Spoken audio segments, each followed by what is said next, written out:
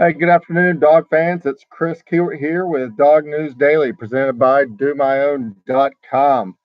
Thanks to our sponsors at DoMyOwn.com. Just a fantastic team over there. The last few weeks, if you guys have been watching the videos, I've talked about all these solutions I'm doing on a weekly basis. It's the truth. The Max Force ant bait stations, the pre-emergence, the fly web light, all that stuff you'll find at my house, you'll find in my garage. Get on the website if you don't believe me at domyown.com and check out all the solutions they have for your home and garden and pest control needs. Order it, fast free shipping, and next thing you know, you'll be DIYing like a pro. So shout out to those guys over there again. I can't thank you enough for your support of Dog News Daily. And I know you're excited as we are over there at domyown.com about the world's largest outdoor cocktail party. There, I said it. I know they're trying to refrain from that, but hey, that's exactly what we think it is here at Dog News Daily. It's a big time game. A lot of long ride home from Jacksonville that a lot of Georgia fans want to forget, and even mention about moving the game to a different site than Jacksonville. Just a short bus ride over from. Let me fix this here. Just a short bus ride over. I think it's 45 minutes from Jacksonville to Gainesville. Obviously, the Bulldogs are getting on a plane and heading down. Before we get started, talking to a little bit about the bye week and what's in store for the Bulldogs going forward this weekend. Want to let you know about our contest. We got it posted here again on all the social media sites. If you want a Dog News Daily shirt free of charge, uh, guess the Georgia Florida final score, and like, share, retweet, however you're following us on social media. The homepage of Dog News Daily, and as well the tiebreaker. If everyone guesses the same score this week, the same final score. Uh, let's put the number out there as Georgia's total rushing yards for a team.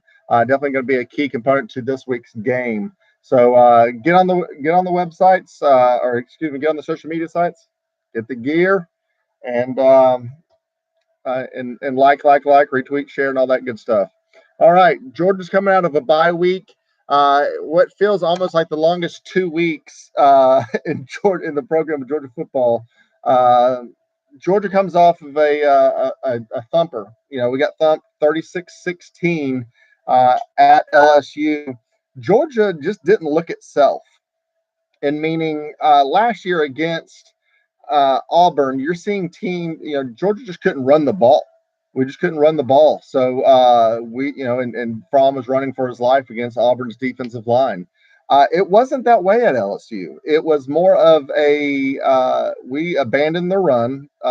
Total combined carries for Elijah Holyfield and DeAndre Swift is 19 total carries. That should never happen, especially only 7 for Holyfield, the way he was running north and south in that game.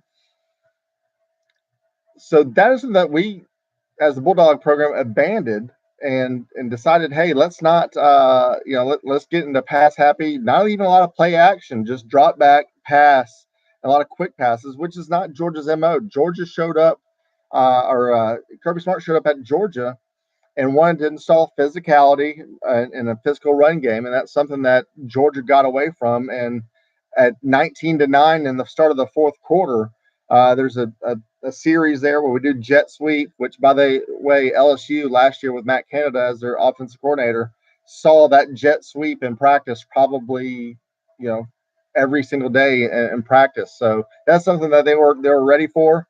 We give a handoff to, or we do one pass play, then we do a handoff. Excuse me, we do the handoff to Brian Harrion. If you're going to have a back in there, especially in a critical downs, I'm not sure if it's Harrion. He's a great player, just not sure I'd use him. And then we get a throw in. It's 3 and out on the 38-yard line. So something that we treated a 16-0 deficit. We were treating a 19-9 deficit, just like on that third down is the sack that takes us out of field goal range. I apologize here. It's been a long week of film review. So we abandoned everything that we're trying to do there at LSU in just a physical running style. We treated a 19-9 deficit, 16-0 deficit like it was a 3-4 score game, and just dropped back in passing.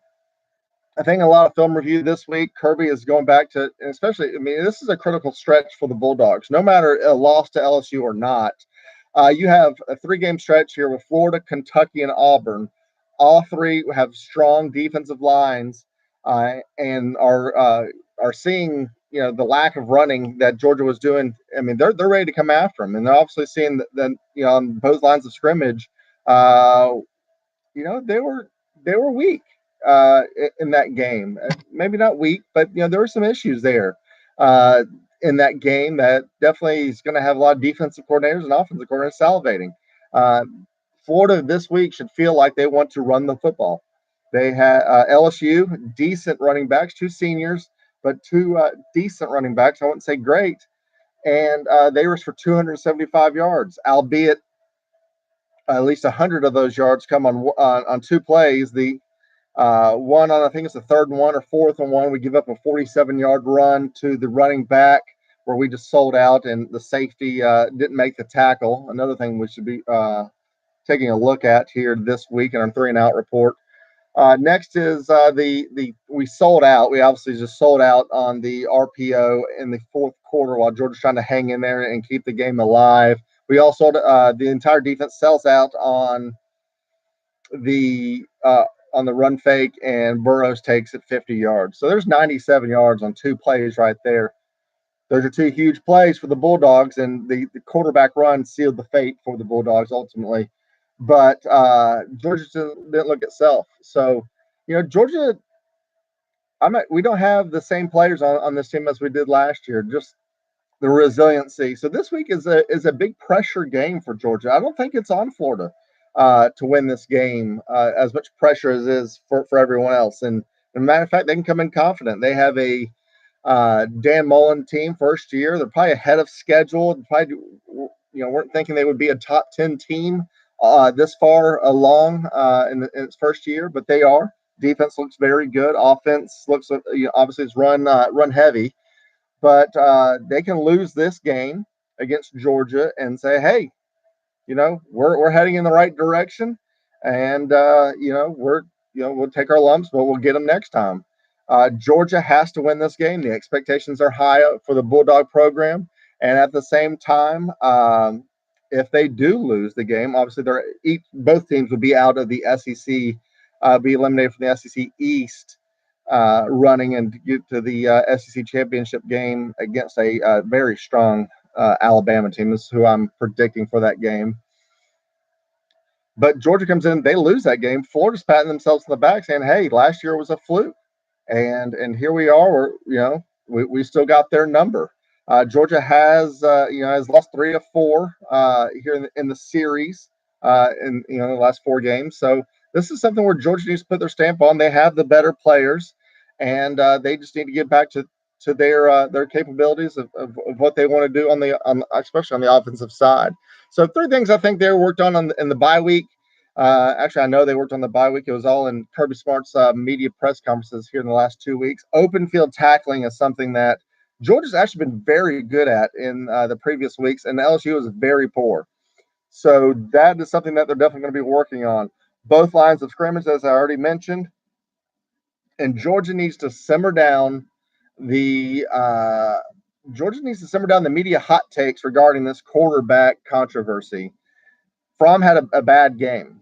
And, hey, bringing in Justin Fields for one play, just showing that you'll play him.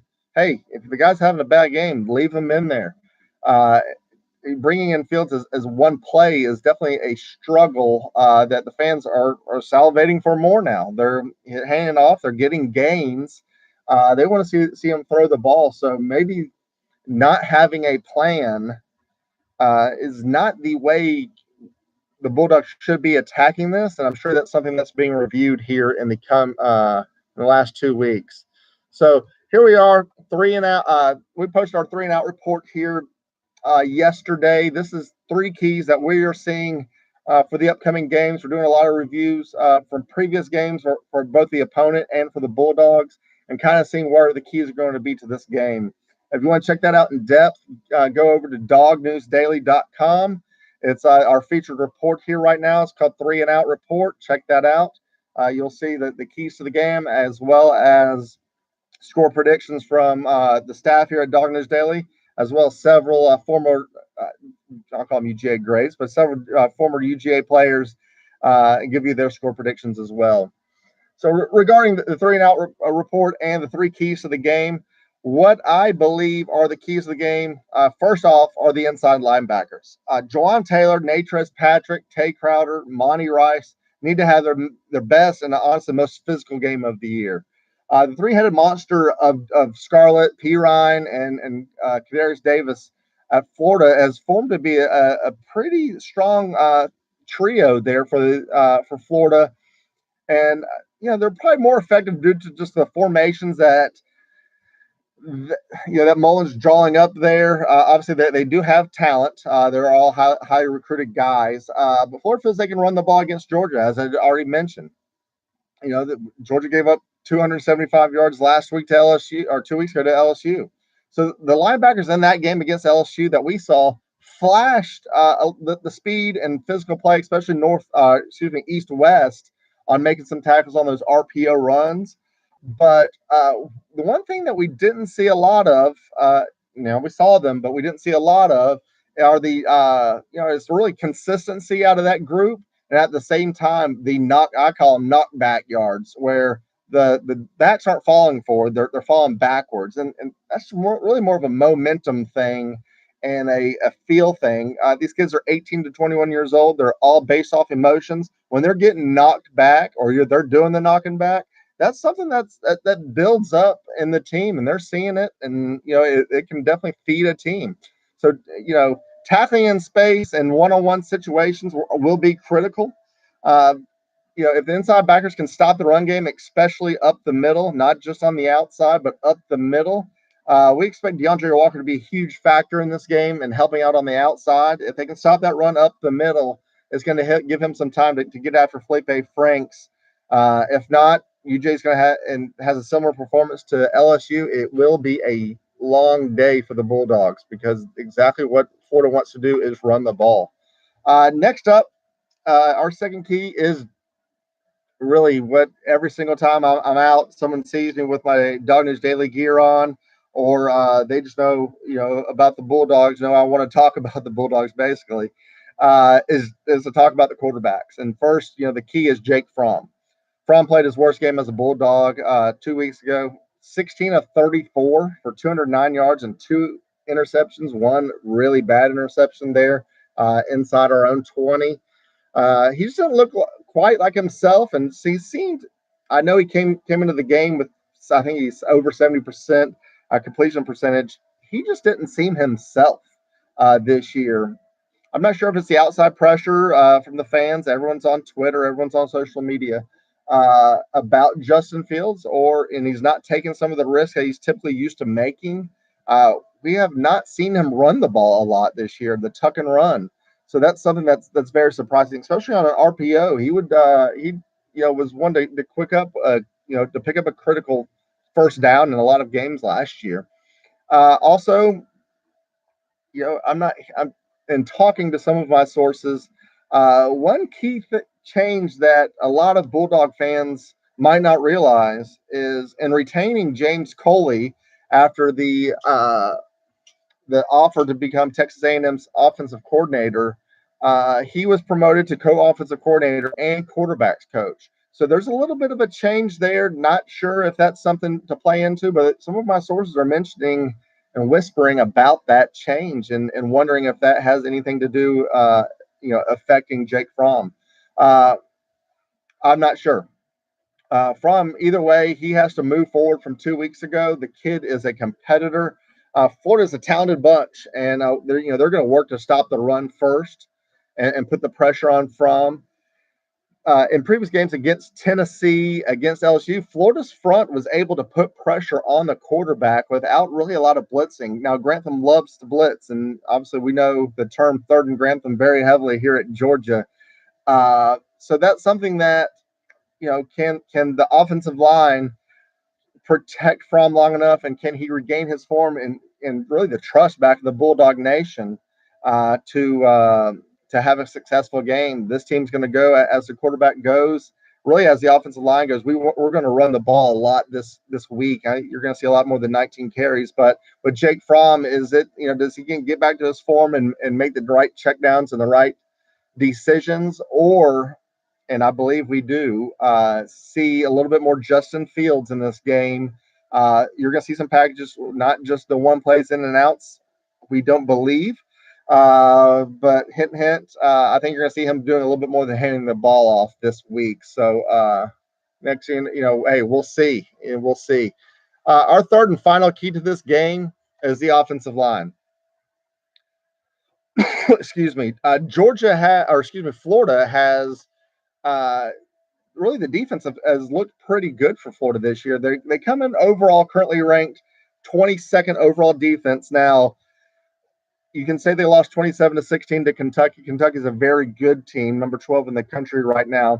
CeCe Jefferson and a few other players did not play in that Kentucky game. CeCe Jefferson, a great player for Florida, highly touted recruit. And then, but one thing about that defense, one, it's a blitzing defense, and that's really just more scheme focused from Todd Grantham. But the one thing they are struggling a little bit with is they are 73rd against the run. Now, Kentucky ran all over them, which Kentucky does to a lot of teams. So that is something that Kentucky's going to want to feed on in this series. Not only obviously the team with the most points wins the game, but the team that has the most rushing yards wins this game. I know that's not in it's probably true for every single game, except in this game it's very critical. You saw the Will Muschamp years where they ran for almost 400 yards against a Rick team. Kirby's first year they had a lot of rushing yards, and then obviously Georgia last year I think came close to almost 400 rushing yards. So that's something that Georgia's going to want to do, and they're going to want to have the offensive line is going to have to show that they're not just highly talented team or core group. They're going to have to lean on these guys.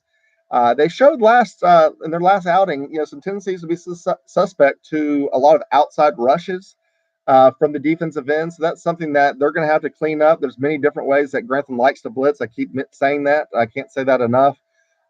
So what it really comes down to is we expect to see Swift, Holyfield get more than the 19 carries they got in their last outing.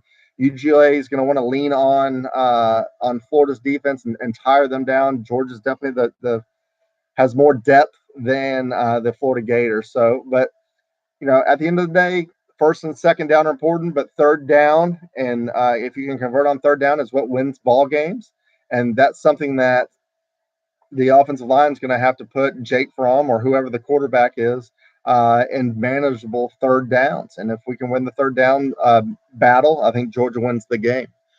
Well, those are the three keys. Once again, inside linebackers, also the inside linebackers, Jake Fromm, that quarterback controversy that needs to simmer down, as well as the offensive line. All three facets were not great in the LSU game. So those are big keys to this game because Florida is very similar to an LSU team. So my game score prediction here, both teams want this game. Loser is eliminated in the SEC East race. Georgia's coming off an embarrassing 36-16 loss, and the pressure is on Georgia. As Kirby said in the beginning of this, as Kirby said at SEC Media Days, pressure is a privilege. Well, Georgia's got it this week, and Georgia's going to have it the next 2 weeks. So they need this game, and they need to get back on the horse after a beating. Florida players have been, they've been mouthing off the last 2 years, but they feel that last year's game, I'm not sure why they feel this way, but they feel, they were a few plays away last year. They more than a few plays. They're 5 touchdowns away, but they were a few plays away is how they feel in the game. And so there's a lot of bad blood. There's a lot of bad taste in their mouth in that from last year's beatdown from Georgia, and they're ready to prove themselves that was just a fluke.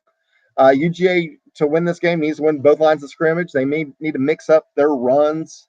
Not just inside, they need to be outside. The RPO and just straight up physical hitting you in the mouth proved last week to be a problem for Georgia. They're going to have to do a little bit more scheming, mixing up the runs. Franks has for Felipe Franks, the quarterback for Florida, has improved greatly from last year. If we can't, if DeAndre Walker, Walter Grant, and others cannot get to the quarterback, he can pick you apart. I believe Georgia plays man on the outside, uh, and tries to stop the run all day, forcing him to be to be the hero in the game. Florida likes, if Georgia can tackle in space, I keep on mentioning a lot of the things I'm saying here in the 3-and-out report.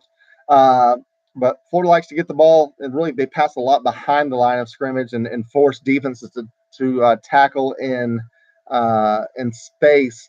That's something that really kind of plays in the favor of Georgia. That's Georgia.